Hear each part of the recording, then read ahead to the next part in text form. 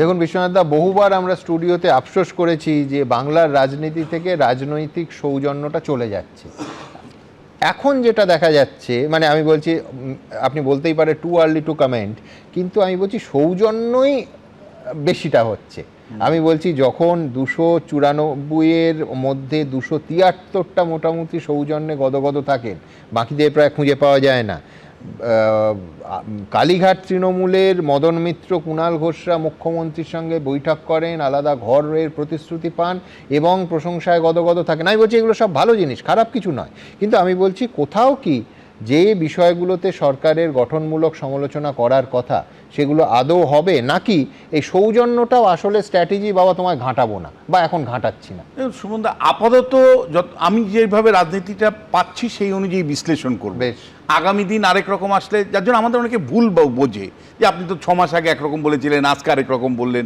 বিশ্বাস করেন প্রচুর লোক আমাদের ভুল বোঝে, কিন্তু রাজনীতি যেভাবে উঠে আসে আমরা সেইভাবেই ব্যাখ্যা করি। আজকের দিনে কিন্তু বলবো যে মাননীয় মুখ্যমন্ত্রী শুভেন্দু অধিকারী উনি কিন্তু রাজধর্ম পালন করেছেন।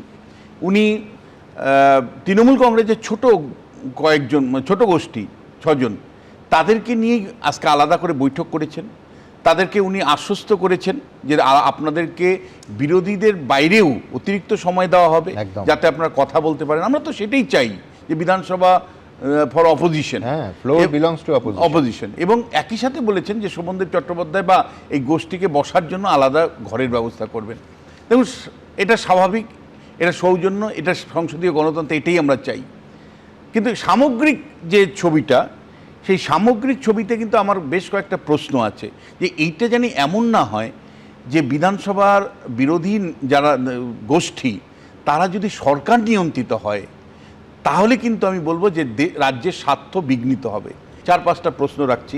একটা হলো, অরূপ বিশ্বাস আজকে চিঠি দিয়েছেন, কেন চিঠি দিয়েছেন, কী অবস্থা চিঠি দিয়েছেন, কোন পরিস্থিতিতে চিঠি দিয়েছেন? এই অরূপ বিশ্বাসকে তো মমতা বন্দ্যোপাধ্যায়ের ছায়াসঙ্গী হিসাবে দেখেছি। এই অরূপ বিশ্বাসকে তো আমি আজকে চিঠির মধ্যে যে কয়েকটা কমপ্লেন আমি দেখলাম, আপনি তো আগে কোনো দিন বলেননি। যেই মুহূর্তে আপনাকে ডাকা শুরু হলো মেসিকাণ্ডে, তারপরে আপনার কি মানে হুঁশ আসলো যে এই অ্যাকাউন্টটার এই প্রবলেম, এই গোষ্ঠীগত প্রবলেম, এই অ্যাকাউন্ট অপারেট করা যাবে না? আপনি কি সত্যিই এই চিঠিটা আপনাকে বাঁচানোর জন্য তৈরি করেছেন?